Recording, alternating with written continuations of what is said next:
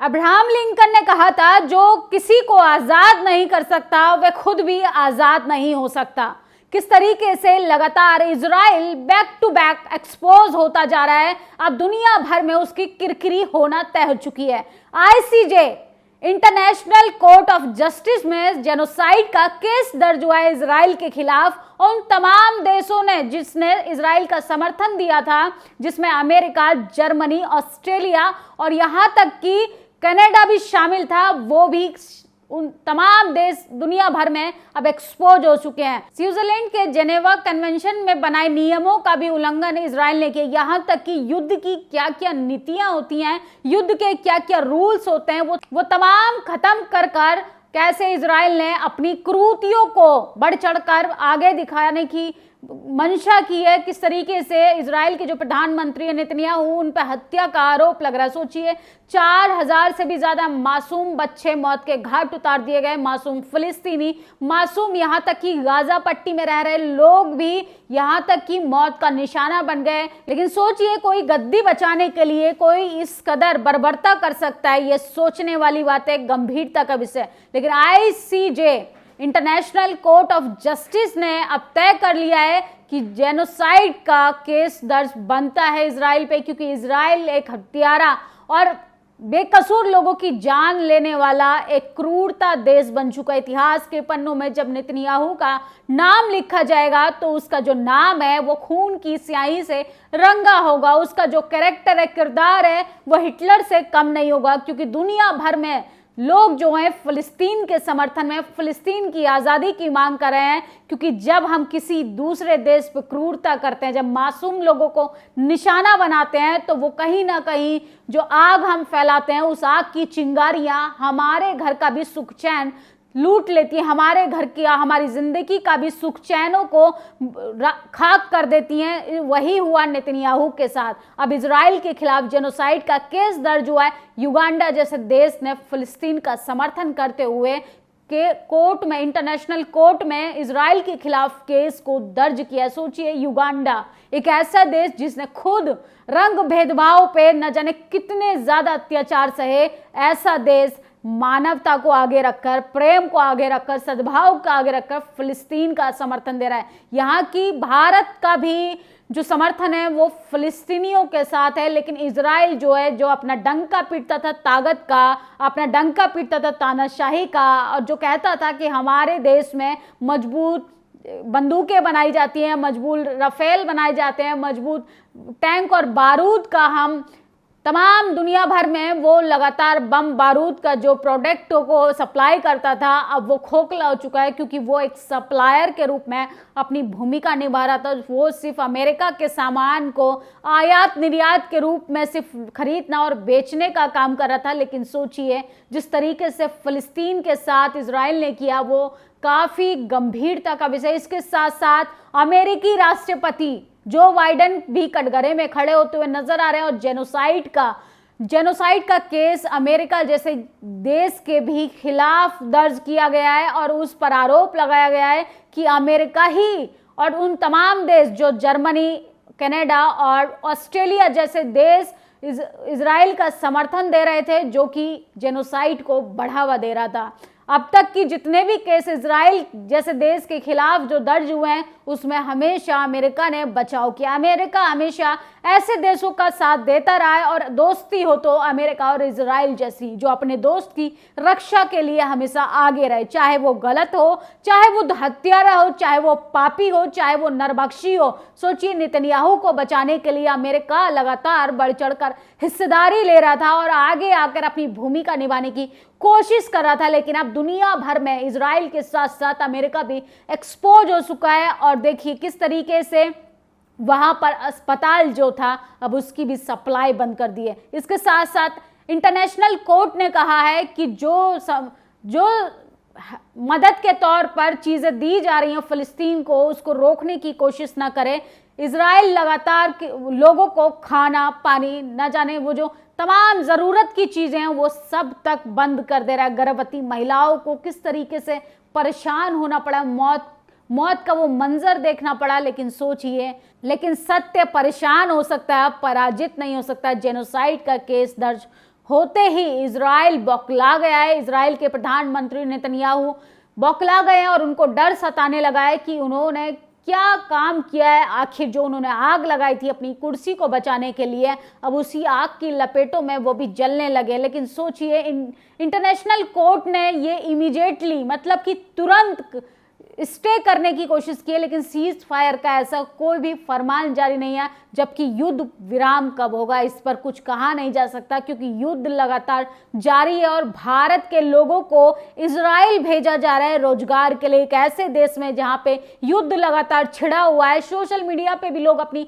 प्रतिक्रियाएं भी दे रहे हैं। लगातार अपडेट हम आपको बता रहे हैं कि किस तरीके से इजराइल जो है अब खून से रंगा गया है। इतिहास के पन्नों में अब वो हत्यारे के रूप में अमर हो चुका है। हिटलर के बाद नेतन्याहू हैं जिन्होंने तमाम तरीके की क्रूरता और तमाम तरीके की हदें पार कर दी हैं सिर्फ अपनी कुर्सी को बचाने के लिए। लगातार लोग सोशल मीडिया पे लिख रहे हैं कि किस तरीके से लेबनान से दागी एक मिसाइल इजराइल की अरब अल अमर शे बस्ती पर सीधे लगी आग। सोचिए, हिजबुल्ला और लेबनान अब इजराइल को मुंह तोड़ जवाब दे रहे हैं। अब लगातार उसको चुनौतियां दे देकर थक गए थे, लेकिन इजराइल जो है वो लगातार अपने सैनिकों का मिसयूज करके किस तरीके से फिलिस्तीन, गाजा और उन तमाम लोगों को टारगेट बनाकर निशाना बना रहा था जो कि उसकी बंदूक और बारूद का लगातार निशाना बन रहे थे। लेकिन आप सोचिए, इजराइल जो है वो दुनिया भर में एक्सपोज होता जा रहा है। इजराइल मीडिया एक आईडीएफ हेलीकॉप्टर ने 4 घायल सैनिकों को उत्तरी इजराइल हाइफा रामबाम अस्पताल पहुंचाया। हिजबुल्ला ने उत्तरी सीमा पर आईडीएफ साइटों को पिछले घंटे में कम से कम 5 बार निशाना बनाया। इजराइल मीडिया इसे मौत के आंधी के रूप में रिपोर्ट कर रहा है। सोचिए, जैसे गोदी मीडिया भारत में रिपोर्टिंग करता है, वैसे ही उन तमाम गोदी मीडिया पत्रकारों भी एक्सपोज हो चुके हैं। लेकिन एक अल जजीरा ने लगातार वो अपडेट हमारे सामने रखी, दुनिया भर के सामने सच लाकर रखा, जिसमें लगातार अपने आप को महिमा मंडित और अपनी तारीफों के पुल बांधने में लगा था इजराइल। लेकिन अब वो खोखला होता हुआ नजर आ रहा है। ब्रेकिंग न्यूज है, हिजबुल्ला ने किस तरीके से इजराइल के स्टैटिक बैरिक और कोबरा हिल साइटों पर कई बुराक मिसाइलों से हमला किया। ये लगातार अपडेट्स मैं आपको बता रही हूँ कि किस तरीके से अब इजराइल को मुंह तोड़ जवाब देखना पड़ रहा है। जैसे उसने तमाम देशों में, तमाम अस्पतालों पर, तमाम लोगों के खाने पीने की चीज़ों पर हमला किया, अब उसी को उल्टा घिरते हुए देखना पड़ रहा है। हमास आईसीजे रेलिंग का स्वागत करता है। हमास के राजनीतिक ब्यूरो के सदस्य इज्जत अल रिश्क अंतर्राष्ट्रीय न्यायालय द्वारा दक्षिण अफ्रीका द्वारा दायर जेनोसाइड मामले को स्वीकार करना और अदालत द्वारा इसे खारिज करने के इजरायली अनुरोध को अस्वीकार करना हमारे लोगों के लिए न्याय की दिशा एक महत्वपूर्ण कदम है। ये इजराइल को पकड़ने के लिए कार्रवाई और प्रक्रियाओं की शुरुआत का प्रतीक है। ये हमारे लोगों के खिलाफ किए गए जेनोसाइड के लिए इजराइल और उसके सभी समर्थकों को जवाबदेह ठहराने की दिशा में एक महत्वपूर्ण शुरुआत है। हमारे लोगों की सुरक्षा के लिए हत्या और जेनोसाइड की ओर ले जाने वाले सभी कृतज्ञों को रोकने के लिए इस तरीके के मुकदमे को चलाना बेहद ज़्यादा ज़रूरी है।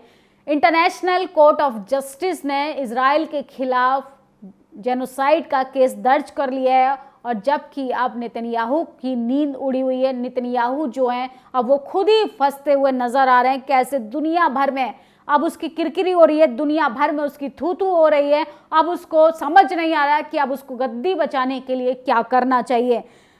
26 जनवरी 2024 को यमनी शस्त्र बलों का बयान ये स्वीकार करते हुए कि उन्होंने ब्रिटिश तेल टैंकर मार्लिन लुआंडा को सीधे नौसैनिक मिसाइलों से मारा। लगातार जो लोग हैं वो हमला कर रहे, यमन हो, हिजबुल्ला हो, यहाँ तक कि लेबनान जो है अब इजराइल पर हमला कर रहा है। लेकिन सोचिए, मुकदमा इजराइल के साथ साथ अमेरिका पर भी चलाया जाएगा, क्योंकि इजराइल को बचाने वाला, इजराइल जैसे हत्यारे देश को बचाने वाला और हत्यारे प्रधानमंत्री को लगातार सह देने वाला, हिम्मत देने वाला, उसकी बैकबोन बनने वाला अमेरिका भी अब कटघरे में खड़ा हो गया। अमेरिका के साथ साथ कनाडा, जर्मनी, ऑस्ट्रेलिया जैसे देशों पर भी उंगलियां उठ रही हैं। दुनिया भर के लोग जो हैं अब इन देशों की तरफ भी आंख दिखाकर बात कर रहे हैं, क्योंकि कहीं ना कहीं इन्होंने कुछ ऐसा काम किया जिससे मानवता शर्मसार हो रही है। लगातार हम देखेंगे कि कई बार राजगद्दी को बचाने के लिए लोग पागल हो जाते हैं, बौखला जाते हैं। वही हुआ, नेतन्याहू किस तरीके से पगला गया था, नेतन्याहू किस तरीके से अपनी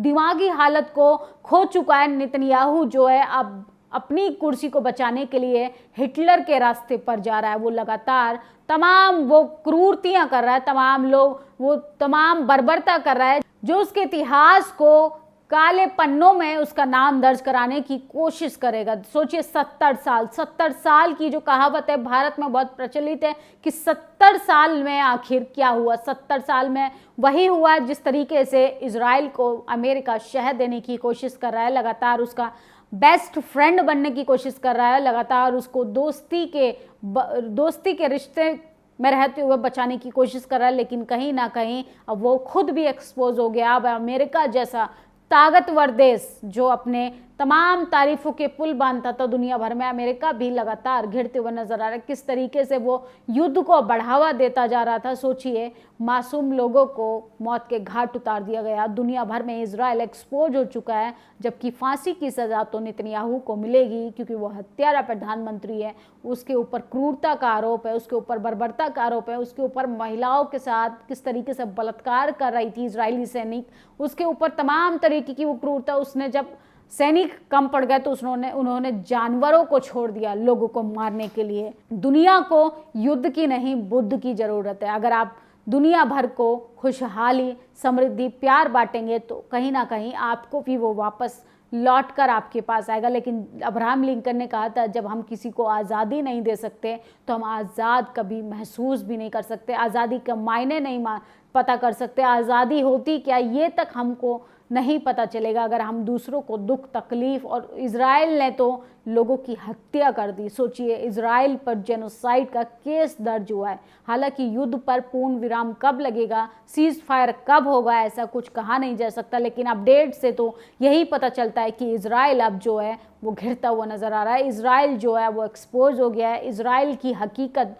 दुनिया भर के देशों ने देख ली है। इजराइल को हिजबुल्लाह, हूती और हमास जैसे ताकतवर लोग अब जवाब देने की शुरुआत कर चुके हैं। अब इजराइल ने जो हरकतें की थी फिलिस्तीन और गाज़ा पट्टी में, वही उसी आग की लपटें अब इजराइल को जलाने का काम कर रही हैं। इजराइल खुद ही अपने नागरिकों के साथ किस तरीके की बर्बरता कर रहा था, दुनिया भर के पेपर, अब वेबसाइट आप देखेंगे तो दुनिया भर में अब किरकिरी हो चुकी है। इंटरनेशनल कोर्ट ऑफ जस्टिस ने कहा है कि अमेरिका जैसा देश और इजराइल जैसा देश हत्यारा देश है। इजराइल पर हत्या का आरोप लगाते हुए जेनोसाइड का केस दर्ज हुआ है, जबकि इजराइल का समर्थन करने वाला देश अमेरिका भी कटघरे में खड़ा हो गया है। अब वो जो बाइडन भी फंसते हुए नजर आ रहे हैं। इस वीडियो पर आपकी क्या प्रतिक्रिया है, कमेंट बॉक्स में ज़रूर बताएं कि इजराइल के नागरिक खुद नेतन्याहू के खिलाफ धरना प्रदर्शन कर रहे हैं दुनिया भर में।